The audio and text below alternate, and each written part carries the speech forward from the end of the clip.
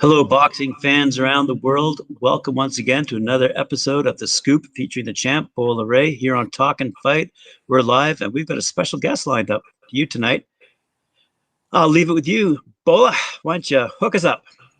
Yeah, today it's my pleasure to actually introduce a good friend of mine from back in the amateur days.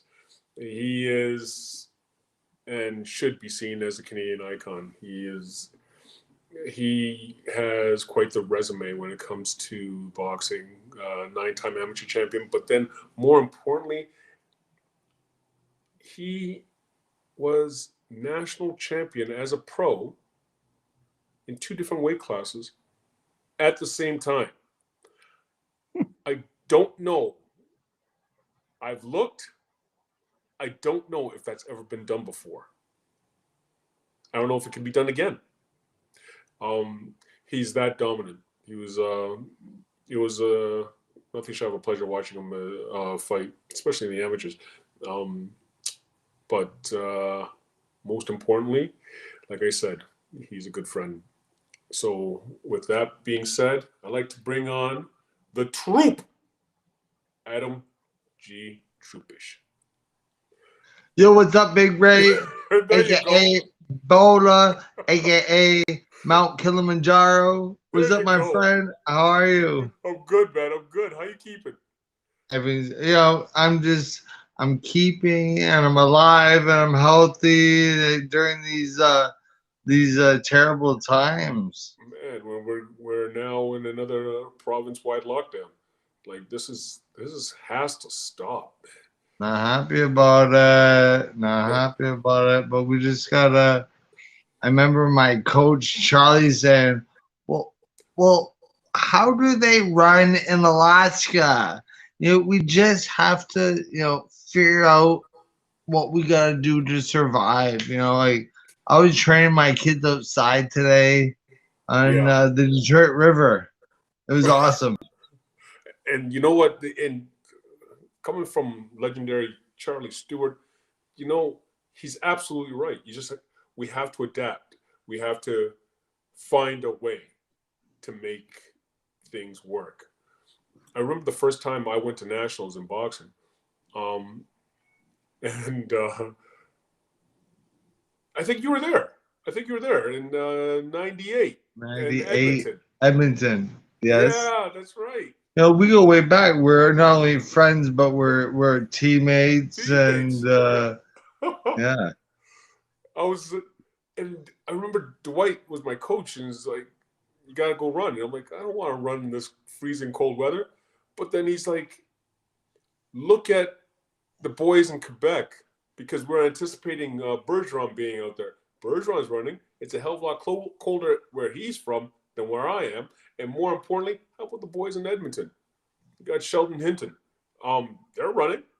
What's your excuse? You just have to make it happen. You just have to make it happen. That's it's been deemed the toughest sport in the world for a reason. yeah, ain't that the truth?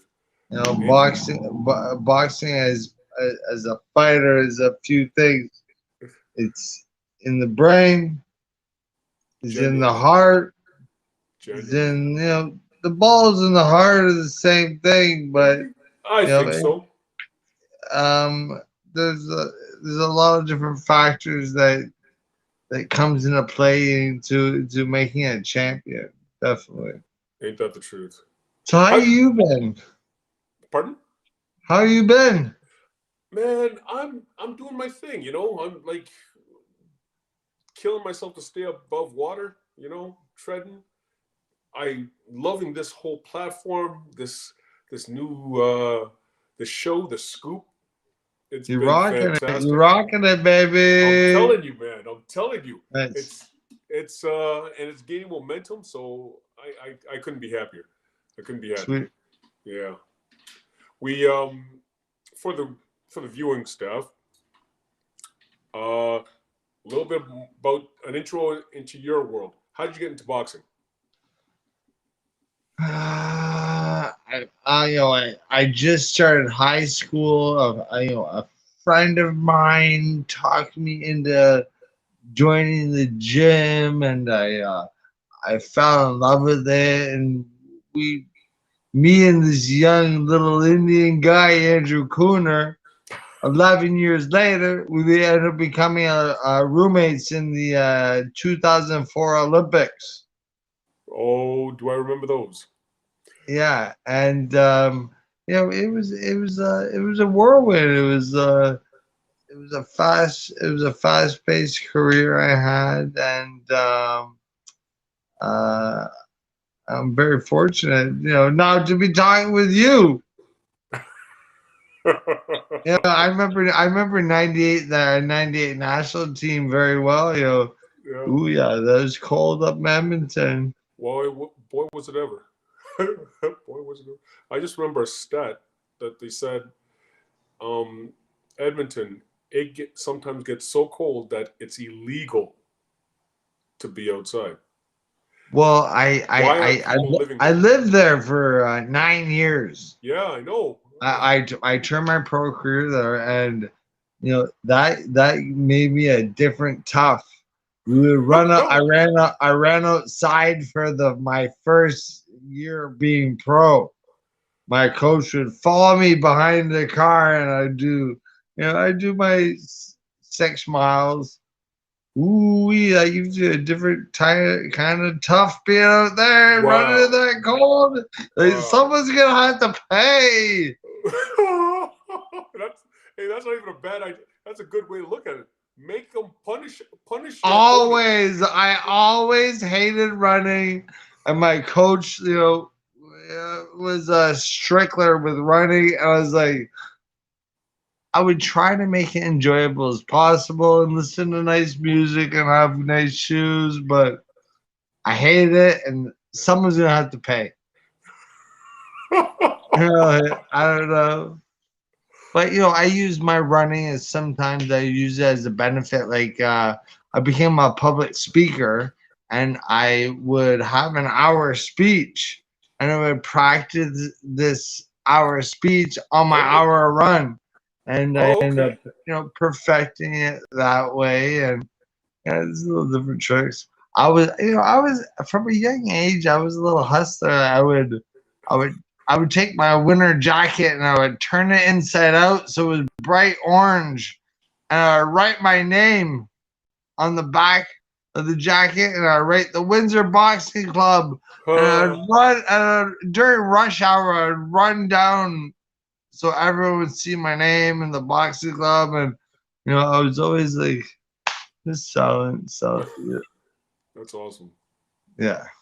That's awesome. Do you miss Edmonton? I'm originally from Windsor, and at like 27, I moved to Edmonton. I was there for 10 years. I do miss it. Um, Edmonton is like a Windsor on steroids. It's a blue Really? collar, tough town, tough winters, but the summers are beautiful. I have a lot of friends there still. Yeah. I was gonna move back there a couple years ago, but I'm still here. I'm in Windsor still. That's awesome. No, you're back in Ontario. Yes. Did you finish your career in Edmonton?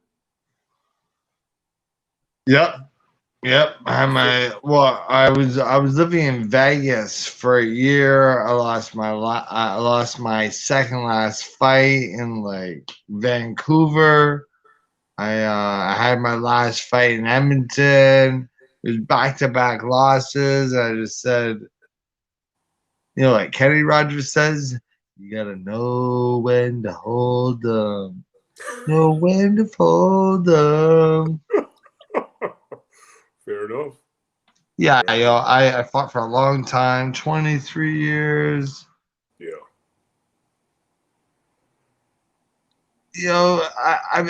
I've seen fighters that have fought one fight too long.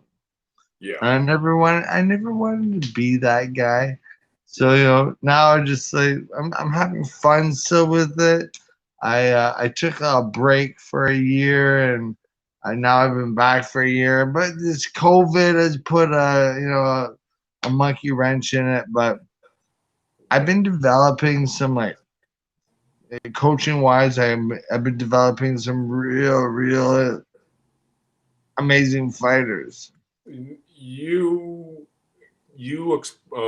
told me a stat that resonates with me huge in that you have you have trained, is it 8 national champions who you got from walking in the door, learning how to box, all the way to the title.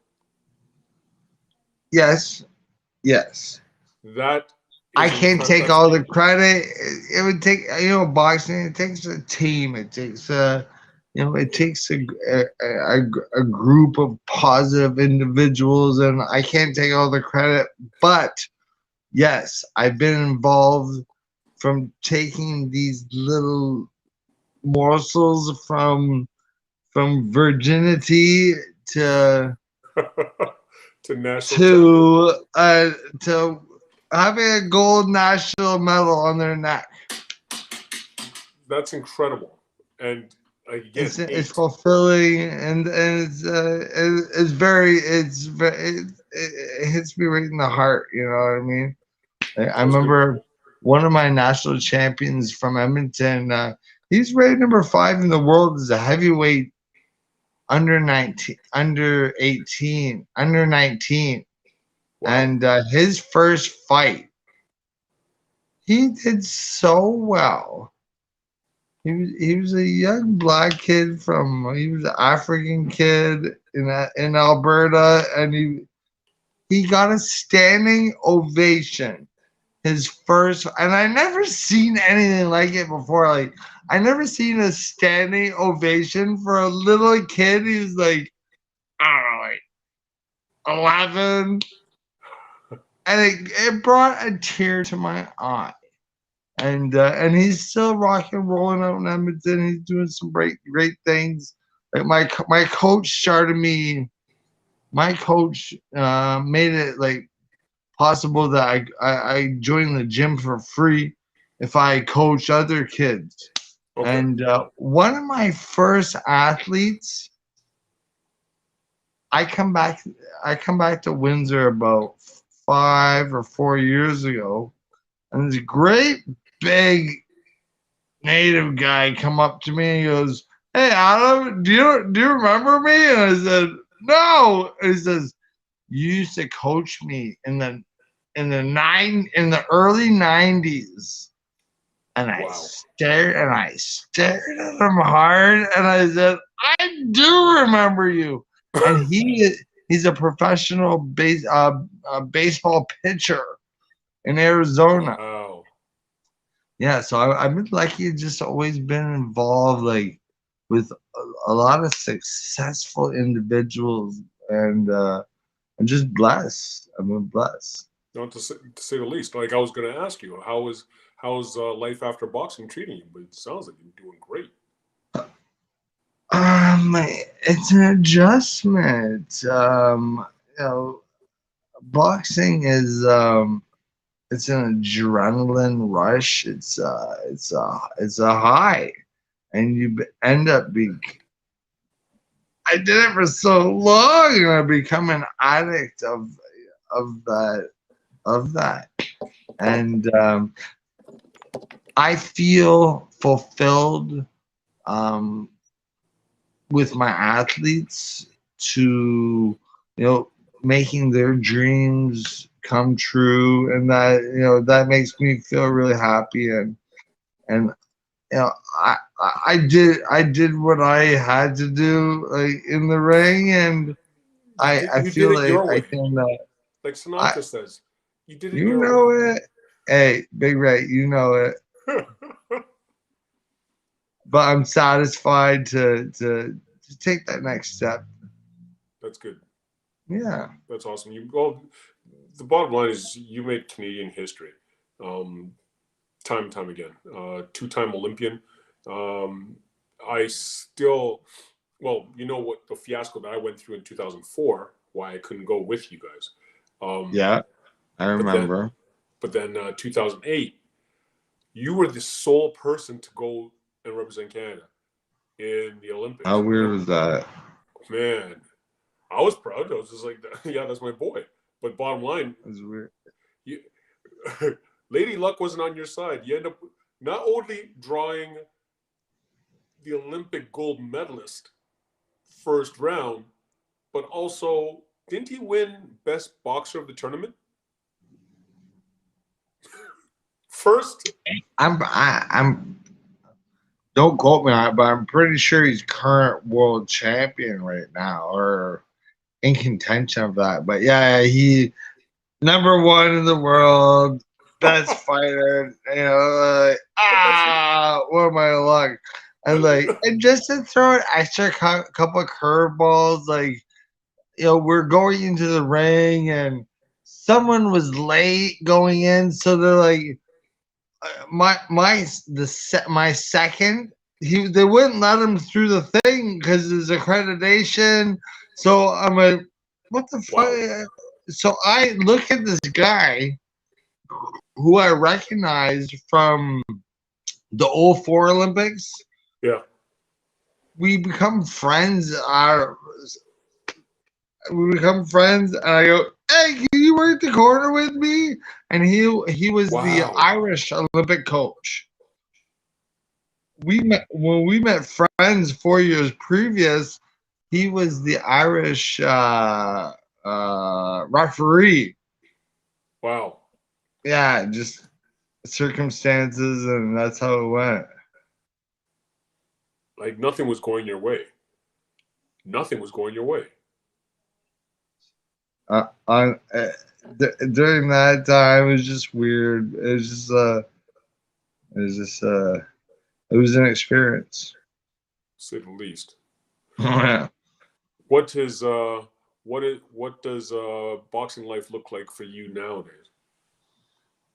Well, now I'm on the other end of the spectrum. Like now, I'm coaching, but I'm also in the promotion sides. Like that's what I'm opening a gym right. I'm involved with opening a gym right now, and it's gonna be like cutting level next. It's gonna be the best gym in the country. Is I'm trying to build is my goal, and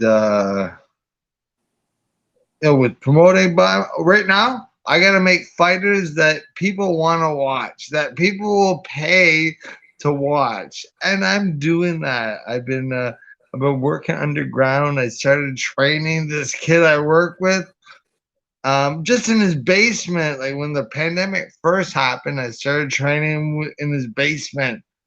I'm ready to turn him pro. he doesn't have any fights yet. 3 times sparring. And you're ready to turn him pro. Oh yeah. Jordan knows what time it is.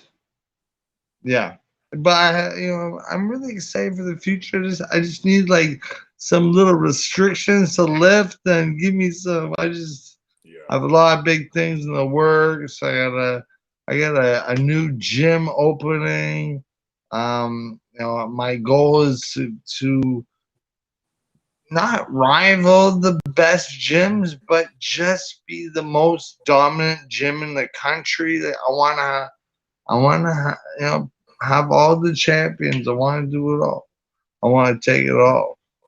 And I had a year because I was involved. I fought for 23 years. I coached from like 16.